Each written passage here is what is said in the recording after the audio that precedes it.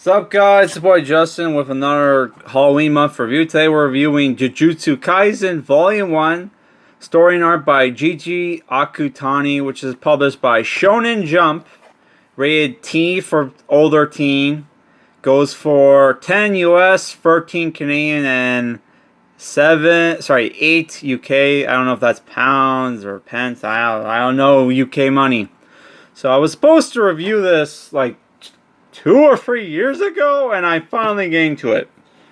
But yeah, I have watched the anime, and I have binge read this manga series online.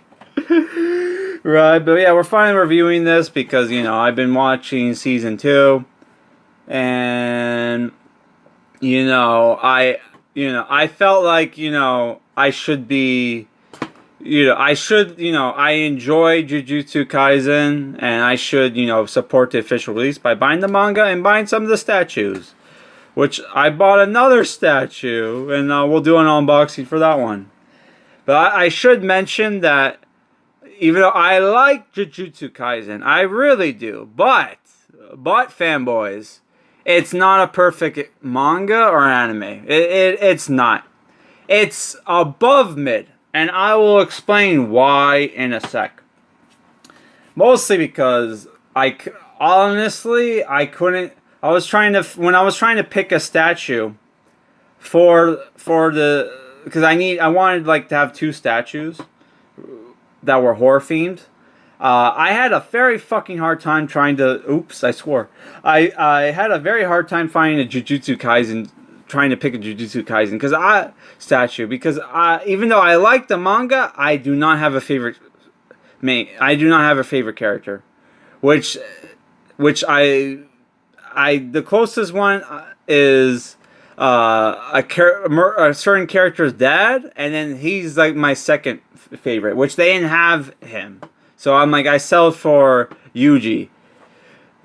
But yeah, I will go into why I feel the way I do. But we'll start off. Let's review the actual volume, right? Which the art is not. That's my second favorite main character. Second favorite character in Jujutsu Kaisen, because he's basically an underdog version of Sasuke, and there's lots of Naruto.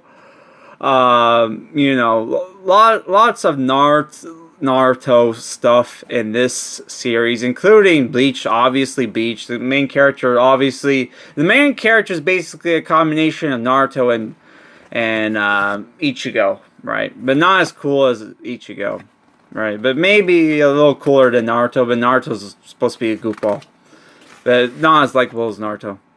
So yeah, the book starts off with this guy who's an actual Jujutsu sorcerer called Megami Fushiguro, who's being sent on a mission, which the book takes place in 2018. This book was published in 2019. But it was originally published in 2018 Japan, and he's there to retrieve a special grade object, which is Sukuna's finger. So yeah, so here you see the main characters. Even though our main characters do not have a lot of screen time in the manga or in the anime, or at least maybe they did, I think, in season 1. But yeah, it starts off with Yuji. He's a first year in high school, who's having a meeting with the paranormal club, which there's only 3 members, and they're doing their a version of what is it called? Like a seance, I guess. I don't know. Where they're getting harassed by student council Funky, who wants to shut down their class, their club. Right, and they're trying to make arguments why they should be able to keep going, and it turns out they don't even have the free member requisite that to have a club. Because it turns out that our main character, application was rewritten by the coach who wants him on the track and field team, right? Because it turns out our character our main character, for reasons unknown, has superhuman. You know, he's not. He's not like. He also has a Peter Parker thing going on, but yeah, he's not superhuman human, but he's basically as strong as like people like Moon Knight or Nighthawk from Marvel or Wildcat from DC, where he's stronger than your average human and more durable. Like you see him like later jump, even without using curse energy, which is basically Nen from Hunter x Hunter, or spiritual power from Yu Yu Hakusho, or Bleach also, I think is called spiritual pressure. Yeah, we get introduced to the fact that he's basically superhuman, right? And you know, the book, it starts off kind of depressing, where we find our main character is an orphan who was raised by his grandpa, who tries to tell him about his parents, which we later on in the manga we find out about his parents. We find out why he has his like enhanced abilities, which was actually pretty cool premise. But yeah, so like yeah, he says, I don't care about my parents, grandpa. You're basically my dad, right? But yeah, wait till you see our main character's mom. Oh, so yeah, his grandpa dies, and he gives him basically the have those who have power have great responsibility. Peter Parker speech, basically. He tells them to help people. You're strong, so help people.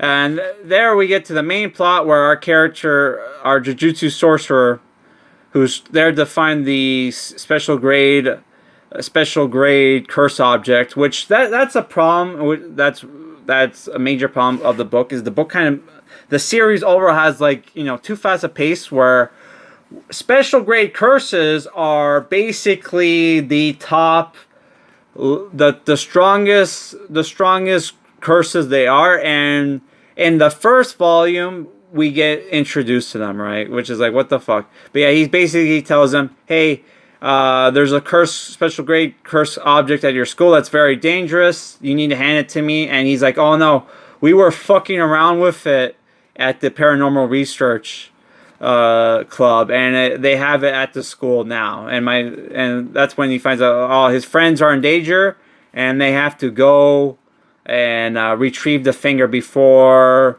gray curses show up. Which curses are basically supernatural entities that are formed from people's negative emotions, right?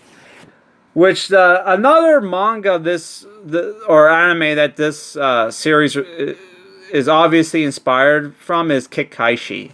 Though Kikaishi, most of it, from what I read, takes place at the school. But it's like, super annoying. Which even the main character, one of the main characters, has powers just like the kids from the Kikaishi, right? Oh, yeah. So there we get introduced to the curses, which all look weird. It's like body horror shit. Yeah, so it's for horror shonen, they do the horror right. So I'll give them that right. But yeah, so our main character, our second main character, Megumi Fishy Girl, his curse power is basically he can summon Shikigami to fight for him in battle, right? Which right now he has the Divine Dogs. He has Nue, which is like this flying owl hawk monster, and he has like frogs that are basically for support. So yeah. So basically, what happens? They get into the fight, and Yuji is able to rescue his friends by jumping up four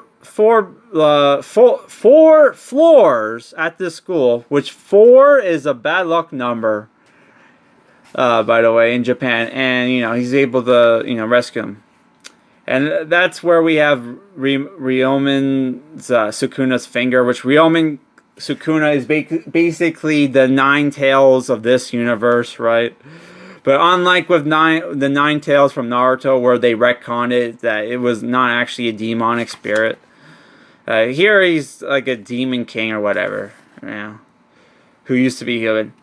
So yeah, he tries to summon Neo Nioi, but gets wrecked. Which like Fishy Girl is supposed to be like this badass, but he gets like wrecked from this demon. So yeah, what happens is our character tries to fight the curse, but because he doesn't have curse energy, he can't fight. He can't defeat it, right? So he has to eat the finger of Sukuna, so he can gain curse energy. But that also leads him to possibly get possessed by Sukuna, who is basically the Nine Tails demon, right? But only for, it turns out, because of Yuichi's unique body, he's able to suppress Sukuna, right? But because of that, he's basically a vessel for Sukuna. He gets captured by the Jujutsu sorcerers, where here's Gojo Sensei, who is basically the Kakashi ripoff of Jujutsu Kaisen, which I actually like this character. But yeah, he is a shameless fucking. He is a shameless Kakashi ripoff, and he's way overpowered. Way overpowered. Which Kakashi wasn't. Kakashi was barely Hokage level, right? He was almost Hokage level, but not really. Here he's like, they say he's basically the strongest Jujutsu sorcerer in the world, right? Or at least in Japan, right? So yeah, basically he tells them he's about to be executed because he has the vessel for a cursed spirit, but because Megami Fushiguro, who is a student of Gojo, asked to save him, right? So he basically tells which this is a flashback here. But yeah, he basically tells him, you can, if you become, you join this Jujutsu high school, we'll keep you alive until we gather all the other Sukuna fingers, right? Because if Yuji dies while he has the Sukuna fingers all in him, then they can permanently get rid of Sukuna, which they can't, destroy the Sukuna fingers by normal means, and they don't have sealing powers. Anybody who has sealing powers, because Jujutsu sorcerers are rare. So that's why they're keeping, Yuji alive, but, there are people out there who want to kill him, right? So he joins the school, and we get introduced to we get also introduced to the principal, who has a fight with Yuji, whose ability is curse corpses or whatever, where he basically creates.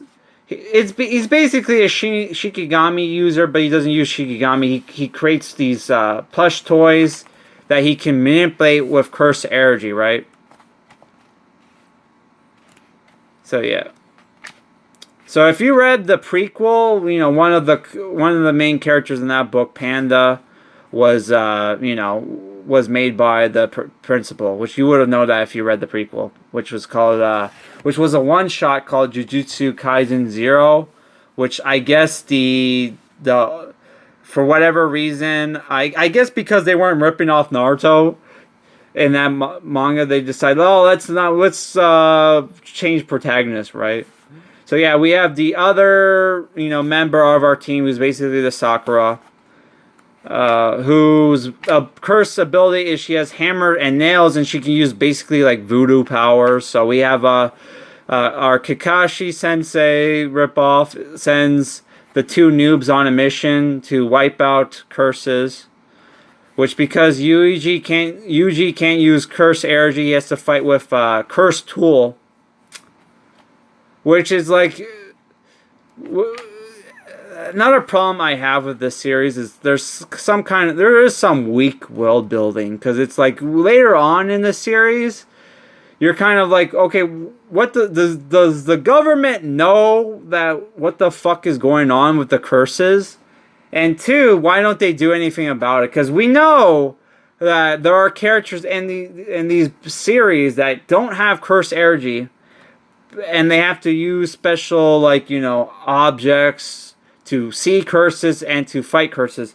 So why don't the government just, which this is something the U.S. would do in this world or whatever, because they did that basically in Terraform Mars, where they took the terraformers MO operation and adapted to the military. They probably would do something similar here, because you have later on in this series you have evil Jujutsu sorcerers who want to kill all the humans, all the non-Jujutsu sorcerers, so curses will go away. So you would think, oh yeah, the governments or whatever would come up with countermeasures, but they don't, or at least that from so far I've read, right? So there is some weak world building in this series, but yeah, so yeah, she's able to defeat the monster, and then the final story in this book is they go to a detention center where a cursed womb is being a cursed womb is there, which is going to give birth to a special grade curse, which is basically S-rank monster, and our newbies have to go there, rescue people at this juvie detention center, only for our characters to get wrecked. Yuji loses a hand, she gets seriously hurt, and Sukuna shows up at the end, right? And it ends on a cliffhanger. So yeah, I'm just going to go my likes and dislikes and my thoughts on this series overhaul. The fights are good, the art is good, the character designs are good.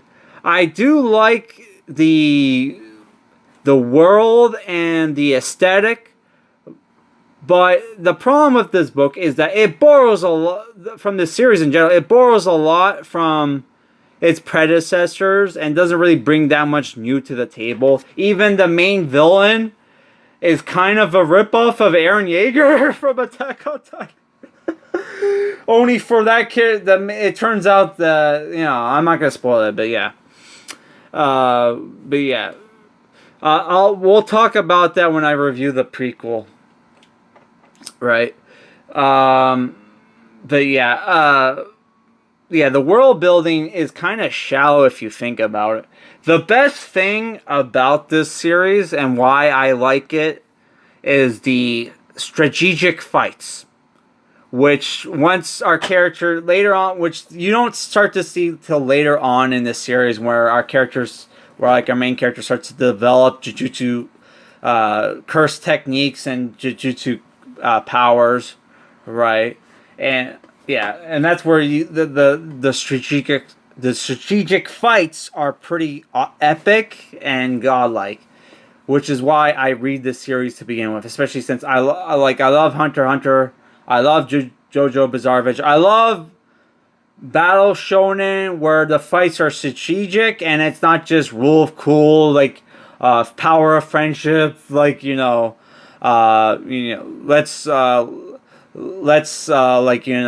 charge up our attacks. I like strategy in my fights, right? And that's the main selling point of this series. So if you like strategic fights and you love horror shonen, I would recommend this series. But overall, the first volume I thought was kind of weak, so I'm only giving it 6.5 out of 10. But the series does get better as it goes along, but there's not that much character development. They mostly do more character development for for some of the side characters, for a lot of the side characters, than they do the main characters, man. It's fucking insane. But yeah.